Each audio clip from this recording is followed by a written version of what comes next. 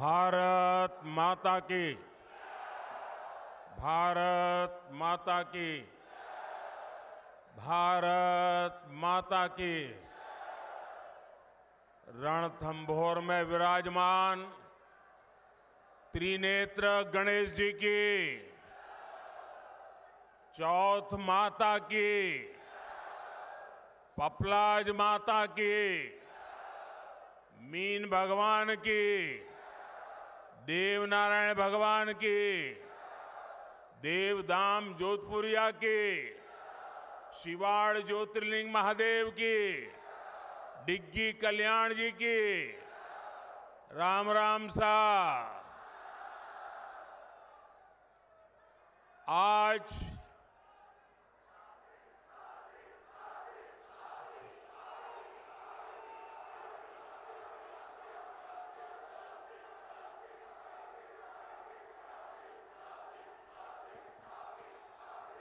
अभी से इतना जोर दिखाओगे तो मेरा भाषण पूरा होता होता थक जाओगे।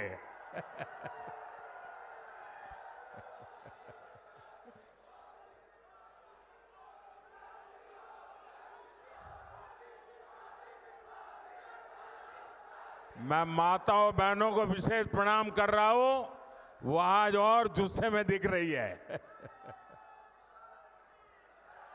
भारत माता की, भारत माता की। भैया, आपका प्यार, आपके आशीर्वाद, आपके उत्साह, सब कुछ मुझे पहुंच गया।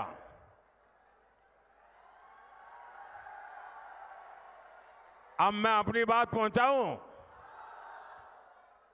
आज राम भक्त हनुमान जी की जयंती का पवित्र दिन है।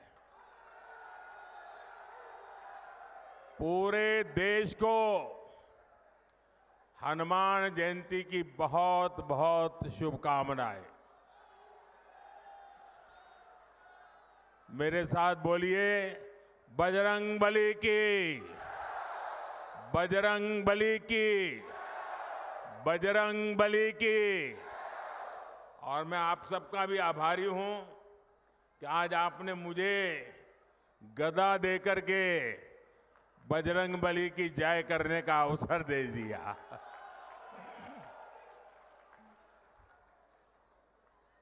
महावीर, वीरों के वीर बजरंग बली की जयंती पर मेरा सौभाग्य है कि मुझे शूरवीरों की धरती सवाई माधोपुर आने का मौका मिला है।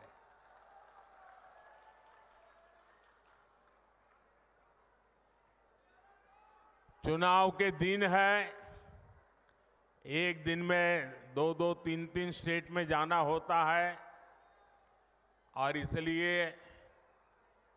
सभा के समय से भी पहले यहां सभा का समय मैंने दे दिया था और मैं देख रहा हूं वहां से हुजूम का हुजूम अभी आ ही रहा है। पूरा जुलूस वहां से आ रहा है।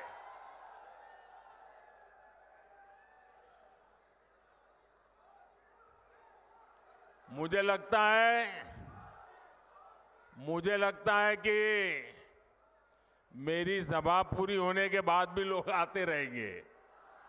तो जो अभी पहुंच नहीं पाए हैं, रास्ते में दिख रहे हैं, मैं उनकी क्षमा मांगता हूं, क्योंकि मुझे तो इंतजार नहीं कर सकता, आगे चलना पड़ेगा।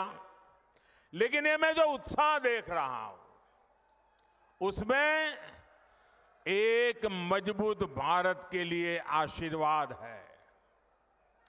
इसलिए हर तरफ यही गूंज है, फिर एक बार, फिर एक बार, फिर एक बार। साथियों, हमारे राजस्थान ने सदियों से सीमा पर खड़े मजबूत प्रहरी की तरह देश की रक्षा की है।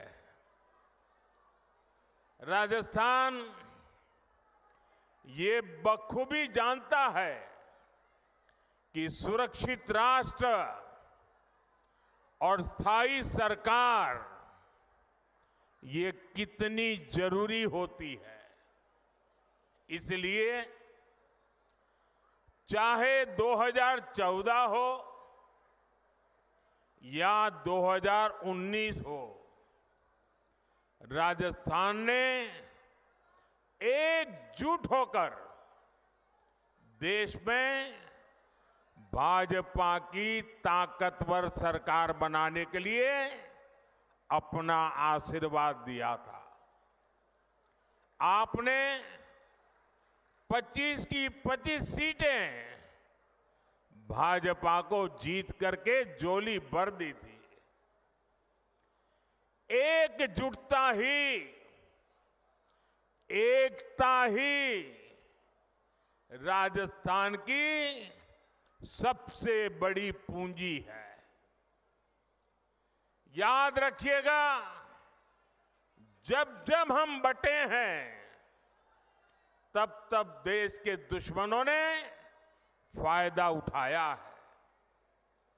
अब भी राजस्थान को बांटने की, यहां के लोगों को बांटने की पूरी कोशिशें हो रही हैं।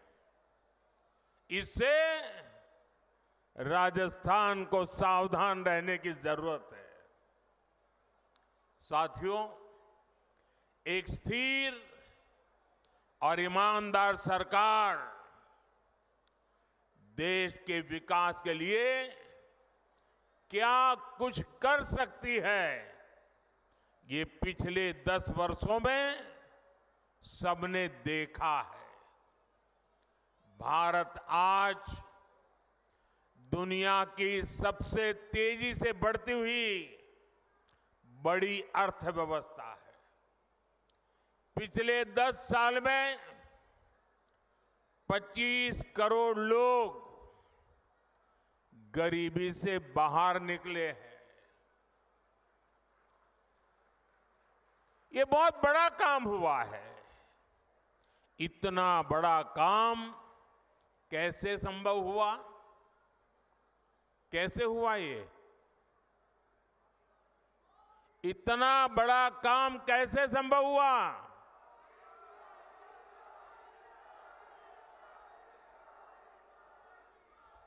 देश को सबसे मजबूत स्थिति में किसने पहुंचाया? किसने पहुंचाया? माताएं बहनें बताएं, किसने पहुंचाया? ये आपकी उदारता है, आपका प्रेम है, आपके आशीर्वाद है कि आप सारी क्रेडिट मोदी को दे रहे हैं। लेकिन सच्चाई ये है कि ये जो कुछ भी हुआ है ना, वो आपके एक वोट की ताकत के कारण हुआ है, आपके कारण हुआ है। जो 25 करोड़ लोग गरीबी से बाहर निकले हैं ना, वो जो पुण्य है, उस पुण्य के हकदार आप हैं। जिस गरीब को पक्का घर मिला है, उसका जो पुण्य है, उस पुण्य के हकदार आप हैं। जिस गरीब को मुफ्त राशन मिला है, जिस गरीब का चूल्हा जलता रहा है, उसके कारण जो पुण्य मिला है, वो पुण्य के हकदार आप हैं, आपका वोट है। साथियों, 2014 में आपने मोदी को दिल्ली में सेवा का अवसर दिया, तो देश ने वो फैसले लिए जिसकी किसी ने कल्पना भी नहीं की थी। लेकिन आप सोचिए, अगर कांग्रेस 2014 के बाद भी और आज भी अगर दिल्ली में कांग्रेस की सरकार होती, तो क्या क्या हुआ होता? कांग्रेस होती तो जम्मू कश्मीर में आज भी हमारी सेनाओं पर पत्थर चल रहे होते। चलते कि नहीं चलते?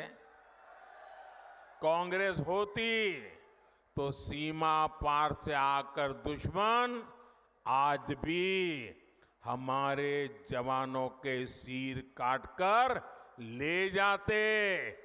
कांग्रेस सरकार कुछ न करती। कांग्रेस होती तो ना हमारे फौजियों को 1 रैंक 1 पेंशन लागू होती और ना ही हमारे पूर्व सैनिकों को 1 लाख करोड़ रुपया मिलते।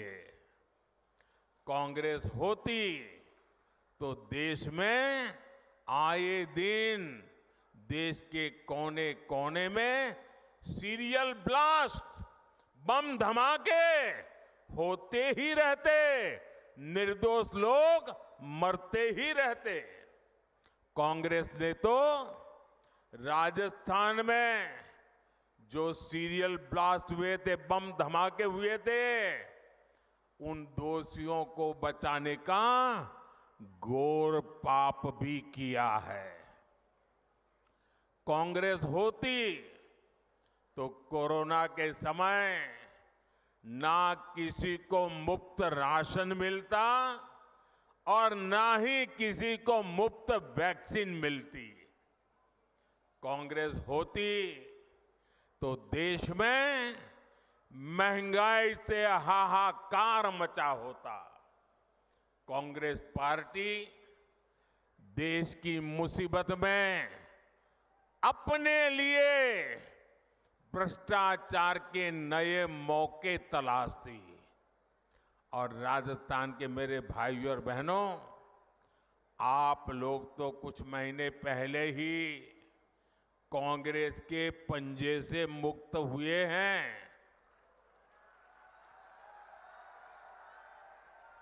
कांग्रेस पार्टी ने सत्ता में रहते हुए जो जख्म दिए वो राजस्थान के लोग कभी भी भूल नहीं सकते। कांग्रेस ने महिलाओं पर अत्याचार के मामले में राजस्थान को नंबर 1 बना दिया था। और दुर्भाग्य देखिए, कांग्रेस के लोग विधानसभा में बेशर्मी के साथ कहते थे कि ये तो राजस्थान की पहचान है। अरे डूब मरो, ये शोभा नहीं देता है, ये शोभा नहीं देता है आपको।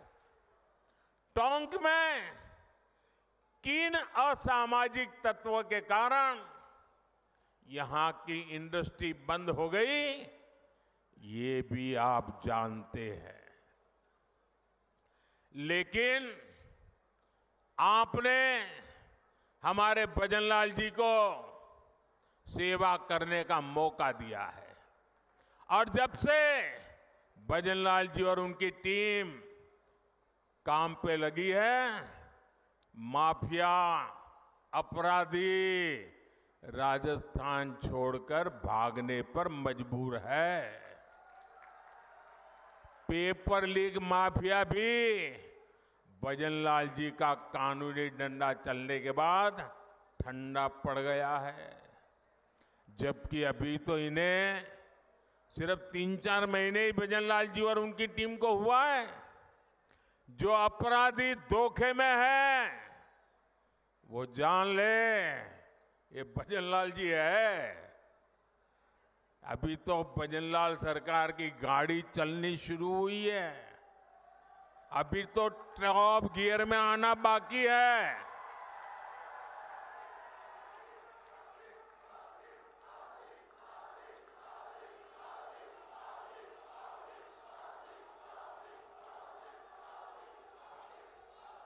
साथियों,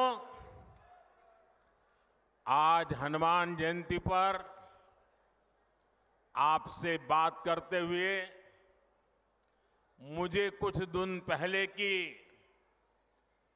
एक तस्वीर भी याद आ रही है। हो सकता है आप में से बहुतों तक ये खबर नहीं पहुंची होगी।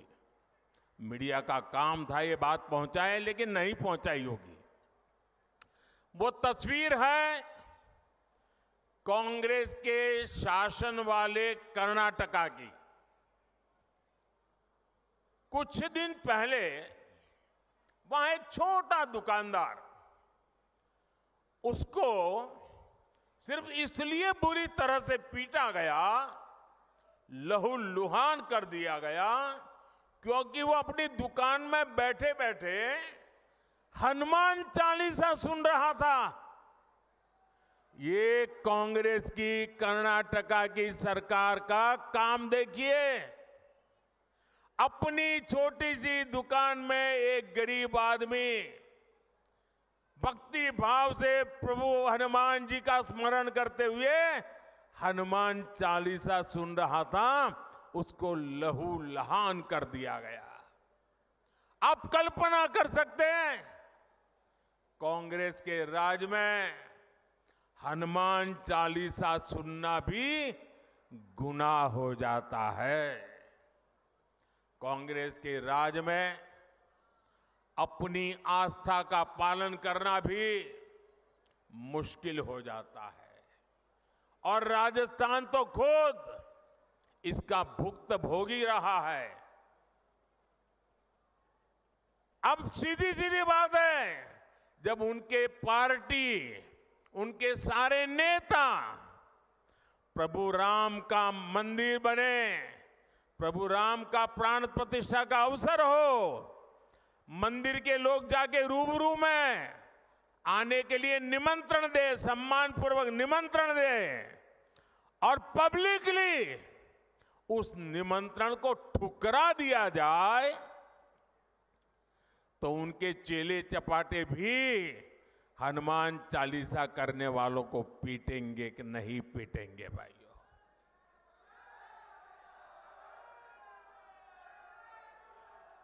कुछ दिन पहले ही रामनवमी बीती है।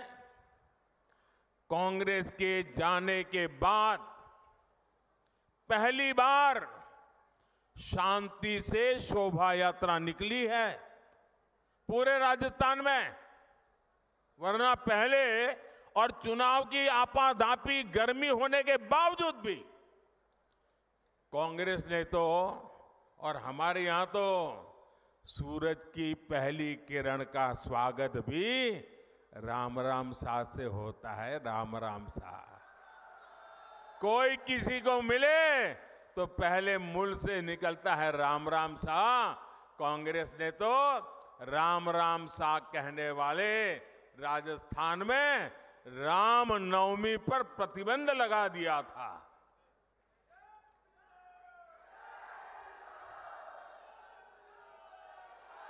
और हमारे किरोड़ी लाल ऐसे हर मुद्दे पर लड़ाई लड़ते थे। कांग्रेस ने शोभा यात्रा पर पत्थरबाजी करने वालों को सरकारी संरक्षण दिया था।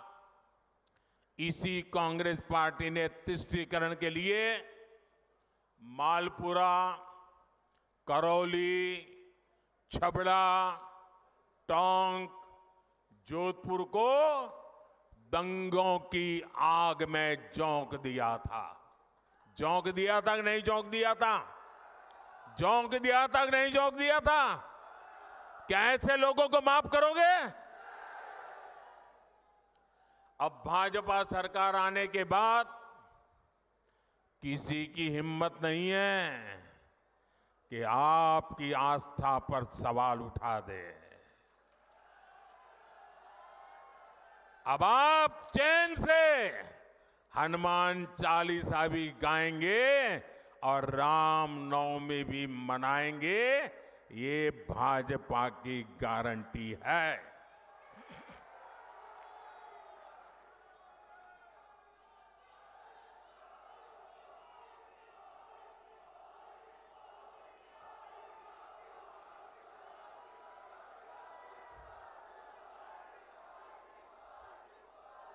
साथियों, अभी परसों जब मैं राजस्थान आया था तो मेरा एक 1.5 मिनट का भाषण, 90 सेकंड का भाषण, और मैंने कुछ सत्य देश के सामने रखा, और पूरी कांग्रेस और इंडी गठबंधन में ऐसी भगदड़ मची है, ऐसी भगदड़ मची है। मैंने सत्य रखा देश के सामने।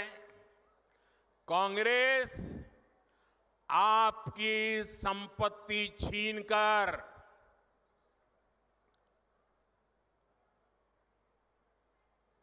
उनके खास लोगों को बांटने की गहरी साजिश रचकर बैठी है।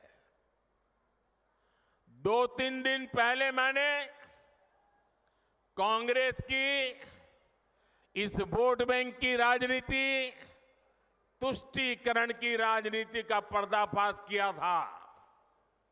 इससे कांग्रेस और उसको सिस्टम में उनको इतनी मिर्ची लगी है, इतनी मिर्ची लगी है कि वो हर तरफ गालियां देने में टूट पड़े।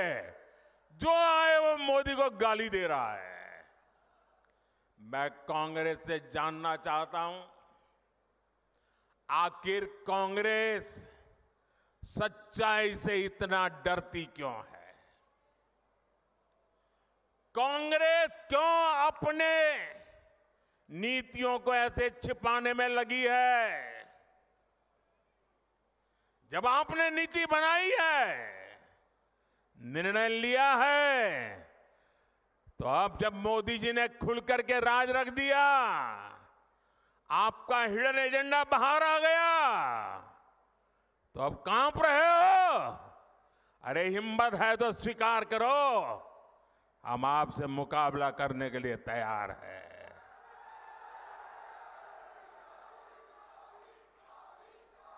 मैं ये बात देश को साफ साफ बताना चाहता हूं कि कांग्रेस वोट बैंक पॉलिटिक्स के दलदल में इतना धंसी हुई है कि उसे बाबा साहब के संविधान की भी परवाह नहीं है। और आपको पता होगा, उन्होंने मैनिफेस्टो में तो लिखा है कि आपकी संपत्ति का सर्वे करेंगे। हमारी माताओं बहनों के पास जो स्त्री धन होता है, जो मंगलसूत्र होता है, उसका सर्वे करेंगे। और फिर उनके एक नेता ने तो भाषण में कहा, एक्सरे किया जाएगा, एक्सरे किया जाएगा। मतलब आपके घर में अगर बाजरे के अंदर डिब्बे में भी कुछ रखा है तो वो भी एक्सरे करके खोजा जाएगा। दीवार में कहीं रखा है तो उसको भी एक्सरे करके खोजा जाएगा। पूरा एक्सरे करने वाले की घोषणा की है और उनके नेता ने पब्लिकली कहा है। और फिर आपकी सारी संपत्ति, जरूरत से ज्यादा जो भी होगा वो उनका कब्जा करेगी उनकी सरकार, कहते हैं, और फिर लोगों को बांट देंगे। अगर आपके पास 2 घर है, यहां गांव में घर है, और बच्चों के लिए आपने जयपुर जोधपुर में अगर एक छोटा फ्लैट ले लिया है, तो एक्सरे करेंगे कि भाई 2 घर है, एक वापस दो, सरकार को दे दो। बताइए, आपको मंजूर है क्या? ये मंजूर है क्या? क्या स्त्री धन पर हाथ लगा सकते हैं क्या? क्या मंगलसूत्र पर हाथ लगा सकते हैं क्या? ये पंजे की ये ताकत, भाइयों बहनों, राजस्थान में से एक भी पंजा बचना नहीं चाहिए भाइयों। अब देखिए, कांग्रेस पार्टी ने संविधान के साथ, बाबा साहब आंबेडकर के दिए हुए संविधान के साथ किस प्रकार से खिलवाड़ करने की कोशिश की। इस देश की में जब संविधान बना तब धर्म के आधार पर आरक्षण का घोर विरोध हुआ था, ताकि हमारे एससी, एसटी, ओबीसी समुदाय को सुरक्षा मिलती रहे। लेकिन उन्होंने, मनमोहन सिंह जी ने भाषण किया था और उस सभा में मैं मौजूद था मुख्यमंत्री के नाते, मुस्लिमों का देश के संसाधनों पर पहला हक है, ये मनमोहन जी का बयान है। और ये संयोग नहीं था और ये अकेला बयान नहीं था। कांग्रेस पार्टी की सोच हमेशा से तुष्टीकरण की रही है, वोट बैंक की राजनीति की रही है। 2004 में जैसे ही कांग्रेस की केंद्र में सरकार बनी, उसके सबसे पहले किए गए कामों में था, सबसे पहला काम था चुनाव जीतने के बाद आंध्र प्रदेश में एससी, एसटी के रिजर्वेशन में से कमी करके मुसलमानों को रिजर्वेशन देने का प्रयास। ये एक पायलट प्रोजेक्ट था जिसे कांग्रेस पूरे देश में आजमाना चाहती थी। 2004 से 2010 के बीच कांग्रेस ने 4 बार आंध्र प्रदेश में मुस्लिम रिजर्वेशन लागू करने की कोशिश की, लेकिन कानूनी अड़चनों की वजह से, सुप्रीम कोर्ट की जागरूकता के कारण वो अपने मंसूबा जो लेके चले थे वो पूरे नहीं कर पाए। 2011 में कांग्रेस ने इसे देश में लागू करने की कोशिश की। एससी, एसटी को और ओबीसी को मिला हुआ अधिकार छीन करके वोट बैंक की राजनीति के लिए औरों को देने का खेल किया। कांग्रेस ने इतने प्रयास ये जानते बूझते किए कि ये सब संविधान की मूल भावना के खिलाफ था।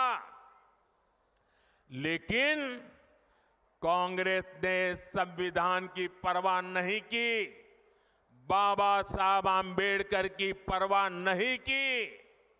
जब कर्नाटका की बीजेपी सरकार ने, जब हमें मौका मिला तो हमने पहला काम किया, उन्होंने जो एससी, एसटी से छीन करके मुस्लिम कोटा निकाला था उसको हमने खत्म कर दिया और जिनका हक था उनका हित सुरक्षित रखा। तो कांग्रेस पूरे देश में आग बबूला हो गई। ये मोदी समझता क्या है? अरे मोदी संविधान को समझता है, मोदी संविधान को समर्पित है, मोदी बाबा साहब आंबेडकर की पूजा करने वाला व्यक्ति है। साथियों, सच्चाई ये है कि कांग्रेस और इंडिया अलायंस जब सत्ता में था तो ये लोग दलितों, पिछड़ों के आरक्षण में सेंधमारी करके वोट बैंक पॉलिटिक्स के लिए उनकी खास जमात को अलग से आरक्षण देना चाहते थे, जबकि संविधान इसके बिल्कुल खिलाफ है। आरक्षण का जो हक बाबा साहब ने दलित, पिछड़ों और आदिवासियों को दिया, कांग्रेस और इंडिया अलायंस वाले उसे मजहब के आधार पर मुसलमानों को देना चाहते थे। मैं कांग्रेस को पूछना चाहता हूं, क्या कांग्रेस ऐलान करेगी कि संविधान में दलितों, पिछड़ों के आरक्षण को, आदिवासियों के आरक्षण को कम करके वो इसे मुसलमानों को नहीं बांटेंगे? जरा वह देश की जनता को वादा करो। कांग्रेसी जहां भी आए, आपको मोहल्ले में आ जाए, आपके घर में मिलने आ जाए, जरा खड़े रख करके पूछो, कर्नाटका, आंध्र जैसे राज्यों में इन्होंने आरक्षण को मजहब के आधार पर बांटने का खेल क्यों शुरू किया था? साथियों, कांग्रेस की इन साजिशों के बीच मोदी आज आपको खुले मन से गारंटी दे रहा है। दलितों, पिछड़ों और आदिवासियों का आरक्षण न खत्म होगा, ये मोदी की गारंटी है। आरक्षण न खत्म होगा और न ही उसे धर्म के नाम पर बांटने दिया जाएगा, ये मोदी की गारंटी है। 2020 में आरक्षण की संवैधानिक समय सीमा खत्म हो रही थी और उस समय आपने मोदी को सेवा के लिए बिठाया हुआ था। ये मोदी है जिसने दलितों, आदिवासियों का आरक्षण और 10 साल के लिए बढ़ा दिया था। साथियों, कांग्रेस कभी भी विकास के मुद्दे पर चुनाव नहीं लड़ती। कांग्रेस पार्टी ने इतने दशकों तक आपको पीने के साफ पानी जैसी जरूरत तक से वंचित रखा। बीजेपी सरकार ने हर घर जल पहुंचाने के लिए जल जीवन मिशन शुरू किया, लेकिन राजस्थान में कांग्रेस सरकार ने उसमें भी हजारों करोड़ रुपए का भ्रष्टाचार कर दिया। कांग्रेस ने राजस्थान के लिए सबसे जरूरी ERCP प्रोजेक्ट को भी पास नहीं होने दिया। ये भाजपा सरकार ने, हमारे भजनलाल जी की मेहनत ने 3 महीने के अंदर ही ERCP परियोजना को पास कर दिया। ERCP का बहुत बड़ा लाभ टोंक, सवाई माधोपुर को मिलने वाला है। इसका बड़ा लाभ यहां के किसानों को होगा। यहां सवाई माधोपुर, टोंक जिले में PM किसान सम्मान निधि के करीब 1100 करोड़ रुपए सीधे ट्रांसफर किए गए हैं। राजस्थान में गेहूं का समर्थन मूल्य भी बढ़ाया गया है। साथियों, कांग्रेस को आधुनिक इंफ्रास्ट्रक्चर के निर्माण से भी एलर्जी है। ये बीजेपी है आज पूरे देश में आधुनिक इंफ्रास्ट्रक्चर बना रही है। देश का सबसे बड़ा दिल्ली मुंबई एक्सप्रेसवे सवाई माधोपुर से होकर के गुजर रहा है। सरकार ने जयपुर सवाई माधोपुर रेलवे लाइन के दोहरीकरण की मंजूरी भी दे दी है। हमने दौसा गंगापुर सिटी से जुड़ी हुई रेलवे लाइन का दशकों से लंबित काम भी पूरा किया। इस क्षेत्र में इलाज की बेहतर सुविधाओं के लिए एक मेडिकल कॉलेज भी बनाकर तैयार हो रहा है। साथियों, 24 के 20 चुनाव में राजस्थान में ये मेरी आखिरी सभा है। अब 26 अप्रैल को अगले चरण का मतदान है। बीते दिनों मुझे राजस्थान के अलग अलग क्षेत्रों में जाने का मौका मिला है। अब कल शाम को तो शायद आपका प्रचार अभियान भी पूरा हो जाएगा। ये मेरी आखिरी सभा है। राजस्थान के मध्य सभी क्षेत्रों के लिए मैं उनके आशीर्वाद की कामना करता हूं, अधिकतम मतदान की कामना करता हूं।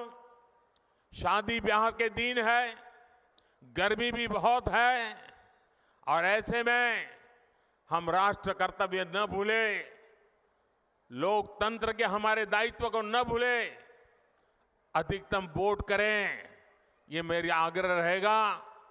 आपने मुझे राजस्थान की यात्रा में मैंने देखा है, भरपूर आशीर्वाद दिया है। ये आपका ये आशीर्वाद मेरी पूंजी है। आपके सपने मेरे अपने हैं। विकसित भारत के सपने को पूरा करने के लिए मेरा भी हर पल, हर क्षण देश के लिए है। इसलिए 24/7 मैं 2047 के लिए काम कर रहा हूं। और बीते 10 वर्षों में जो काम हुआ है वो तो एक केवल ट्रेलर है। अगले 5 वर्षों में हमें देश को, राजस्थान को बहुत आगे लेकर जाना है। मेरा अनुरोध है, आप रिकॉर्ड संख्या में कमल के आगे का बटन दबाकर भाई सुखबीर सिंह जौनपुरिया समेत सभी बीजेपी उम्मीदवारों को संसद में भेजें।